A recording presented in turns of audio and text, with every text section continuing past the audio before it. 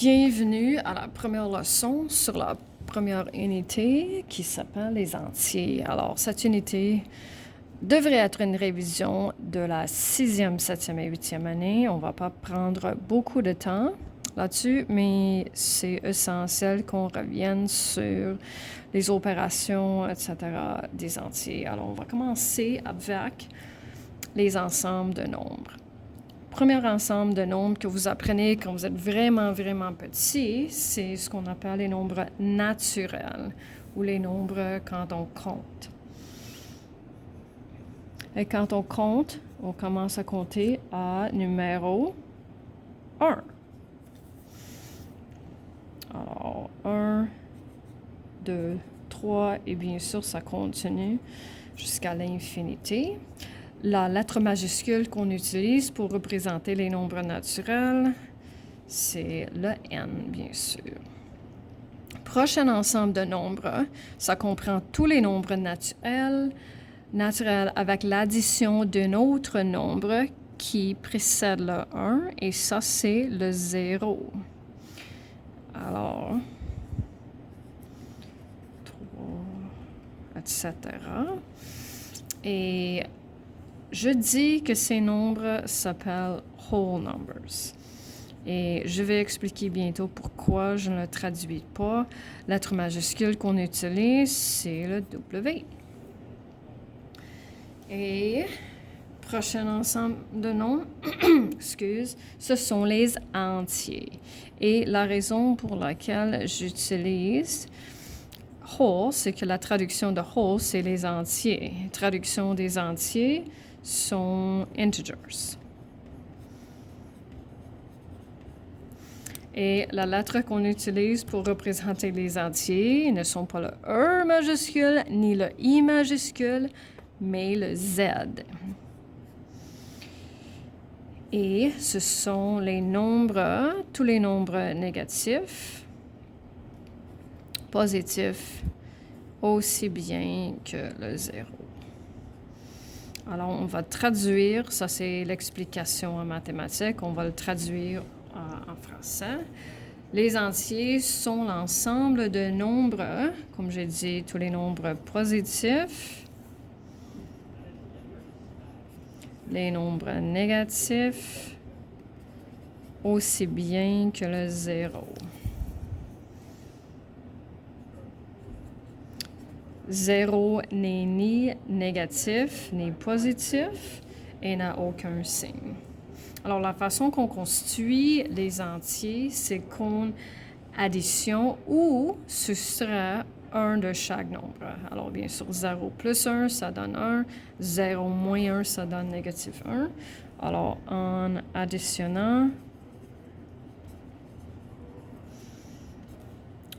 ou et soustrayant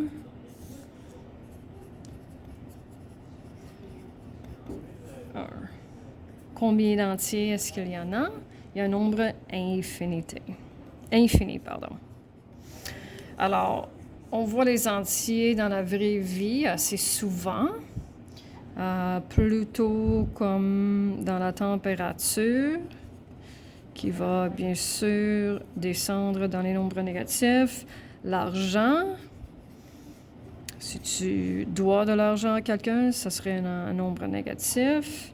Golf, ça arrive aussi. Et le hockey. Alors, pas nécessaire d'aller dans plus de détails pour ça. Alors, continuons. Alors, écris un entier pour représenter chaque situation. Alors, 280 pieds sous le niveau de la mer, est-ce que ça serait un nombre positif ou négatif? Sous, ça veut dire under. Alors, ça serait un nombre négatif. Alors, négatif 280. Trouver 2 $. Bien sûr, ça serait plus 2. 35 degrés plus haut que 0. 35. Et si vous marchez 3 pas en arrière, ça serait négatif 3. Alors, un entier positif ne doit pas avoir un signe positif. Il y a deux exemples de montrer un entier positif. C'est le 3 sans signe, mais aussi le 3 avec le signe. Est-ce qu'il y a une autre façon d'écrire un entier positif? Et la réponse assez évidente, c'est oui, parce que la question qui suit, ça dit qu'est-ce que c'est. Et ça, c'est ce que je demande d'écrire. Et souvent, j'ai les réponses assez bien. Mais en revenant, quand on a deux négatifs comme ça, bien sûr, ça, c'est équivalent à un nombre positif. Alors, l'opposé des entiers, si c'est négatif, ça serait positif. Si c'est positif, ça serait négatif, pas trop compliqué. Une façon que je révise la soustraction, c'est en utilisant l'opposé. C'est pour ça que je l'ai introduit. Et dernière sur cet écran, compare utilisant plus grand que ou plus petit que. Alors, la partie ouverte fait face au nombre plus grand. Alors, 9 est plus grand que 4. 8 est plus grand que 0. 17 est plus grand que négatif 2. Fais attention, on va regarder les droites numériques, mais quand on a les nombres négatifs, négatif 2 est plus grand que négatif 10. Négatif 5 est plus grand que négatif 6. Et négatif 13 est plus grand que négatif 14. Un dernier écran qui met les ensembles de nombres dans un graphique. Et je pense que ça aide les élèves à comprendre tous les ensembles de nombres. Alors, le plus petit cercle représente le plus petit nombre de nombres, même si chaque ensemble de nombres contient un nombre infini. Alors, les nombres naturels vont aller dans le plus petit cercle. Alors, naturel et le n. Ensuite, ce sont les nombres whole. La grandeur des cercles n'est pas indicatif des nombres et le plus grand, ce sont les entiers. Z. Oui, comme ça. Alors, on va commencer, je pense, avec les entiers. Quels sont les nombres ici? Je pense que vous pouvez les voir tous, qui sont uniquement les entiers qui ne font pas partie des nombres whole ni les nombres naturels. Ce sont tous les nombres négatifs. Alors, négatif 39 et négatif 27. Quel nombre est-ce que je dois mettre dans la section whole? Seule différence entre les nombres whole et les nombres naturels sont le 0. Et le 4 et le 715 vont ici. Le 4, c'est un nombre naturel, aussi bien qu'un nombre whole, aussi bien qu'un entier. 715, même chose. 0, c'est un nombre whole et un entier, mais pas un nombre naturel. Et ces nombres négatifs sont uniquement les entiers. Et qu'est-ce que je fais avec le 1/8? Ça, c'est un autre type de nombre qu'on va étudier après qu'on a fini avec les entiers. Alors, ça fait partie d'aucun ensemble ici. Alors, il va falloir qu'on le laisse. Dernière. Encercle toutes les lettres qui s'appliquent au nombre donné et écrit un nombre qui respecte les lettres encerclées. Alors, numéro 7, est-ce que c'est un nombre naturel? Oui. Et intéressant, si vous décidez que c'est un nombre naturel, il faut que ce soit un nombre whole aussi bien qu'un entier.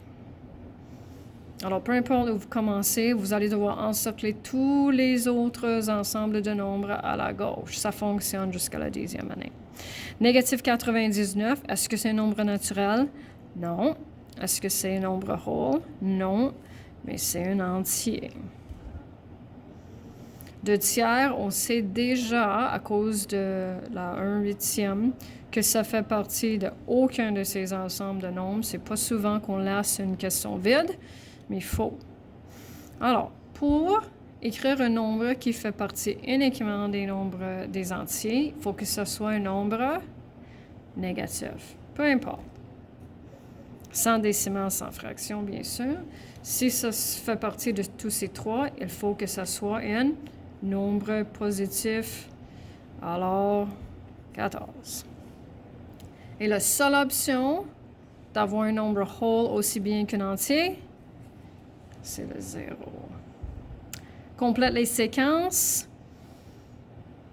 3, 6, 9. Quelle est la différence entre le premier et deuxième terme et le deuxième et troisième terme? On additionne 3. Alors, on continue avec la régularité. Et j'aime bien faire celui-là parce que les élèves trouvent les 3 prochains nombres, mais la façon qu'ils expliquent et la façon que j'explique, c'est différente. Alors, c'est quoi la différence entre ces deux? 3, 5, 7. Alors, si je continue avec cette régularité, je vais additionner 9, ensuite 11 et 13. Et ça fonctionne.